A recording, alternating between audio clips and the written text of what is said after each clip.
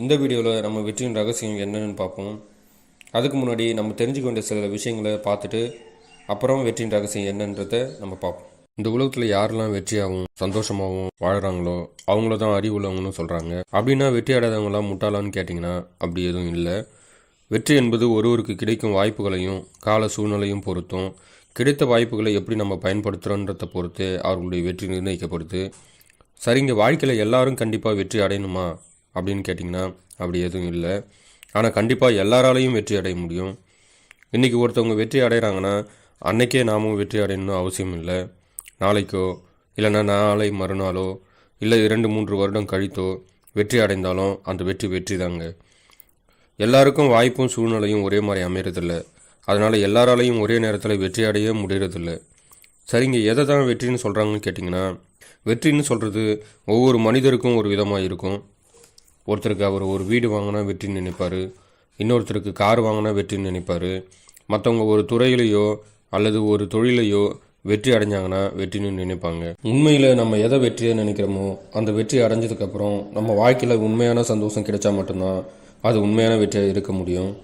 எல்லாராலையும் ஏன் ஒரு குறிப்பிட்ட நேரத்துக்குள்ளே வெற்றி அடைய முடியலன்னா நம்பிக்கை இல்லாமல் தொடர்ந்து முயற்சி செய்யாதது. ஒரு 500 அடி தங்க சுரங்கத்தை தோண்டிட்டு 500 அடி தோண்டியும் கிடைக்கல, இனிமேலும் கிடைக்க போகுதான்னு விட்டுட்டாருன்னா அவரால் தங்கம் என்னும் வெற்றி 501வது அடியில் இருந்தாலும் அடைய முடியாது. எனவே வெற்றிக்கு தேவை விடாமுயற்சி. அது வெற்றியை அடையும் வரை இருக்கணும். உங்கள் வாழ்க்கையில் நீங்கள் தோல்வி அடைவதற்கு எவ்வளவு சக்தி தேவையோ அதில் பாதி இருந்தால் போதும், நீங்கள் வெற்றி அடைந்து விடலாம். திரும்பவும் சொல்கிறேன், உங்கள் வாழ்க்கையில் நீங்கள் தோல்வி அடைவதற்கு எவ்வளவு சக்தி தேவையோ அதில் பாதி இருந்தால் போதும், நீங்கள் வெற்றி அடைந்து விடலாம். இதுதாங்க வெற்றியின் உண்மையான ரகசியம். இந்த ரகசியம் உண்மையா, அப்படி யாராச்சும் வெற்றி பெற்று இருக்காங்களா அப்படின்னு பார்த்தீங்கன்னா, அமெரிக்காவின் பிரபல எழுத்தாளராக இருந்த நெப்போலியன் ஹில் தன் வாழ்க்கையில் இந்த ரகசியத்தால் வெற்றி பெற்றிருக்காரு. வெற்றி பெற்றது மட்டும் இல்லாமல் பல வெற்றியாளர்களின் வாழ்க்கையில் அவர்களின் வெற்றியின் ரகசியத்தை நூலாகவும் வெளியிட்டு இருக்காரு. நெப்போலியன் ஹில் என்ன சொல்ல வராருன்னா, 31 காரணங்களால் நம்ம வெற்றி பெறாமல் தோற்று போய் கொண்டு இருக்கிறோம் அப்படின்னும், அதில் பாதிக்கு குறைவான 13 காரணங்களால் நம்ம வெற்றியும் அடைகிறோம்னு சொல்லியிருக்காரு. ஆக நம்ம தோல்விக்கு செலவிடுகிற சக்தியை விட வெற்றிக்கு குறைவான சக்தியை தேவைப்படுகிறது என்பது தான் உண்மையான ரகசியம். இந்த ரகசியத்தை நம்ம வாழ்க்கையில் பயன்படுத்துகிற வரைக்கும் இது வெறும் ரகசியம் தாங்க. ஆனால் அதை நம்ம எப்போ பயன்படுத்துகிறோமோ அப்போ ரகசியம் வெற்றியாக மாறி நம்ம வாழ்க்கையை சந்தோஷமாக மாற்றும். நம்ம சாதனையாளர்களாக இந்த உலகுக்கு தெரியும்.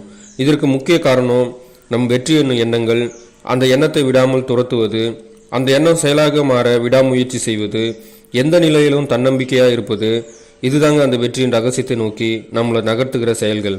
தோல்விக்கு செலவிடுகிற சக்தியை விட வெற்றிக்கு குறைவான சக்தியை தேவைப்படுகிறது என்பது தான் உண்மையான ரகசியம்.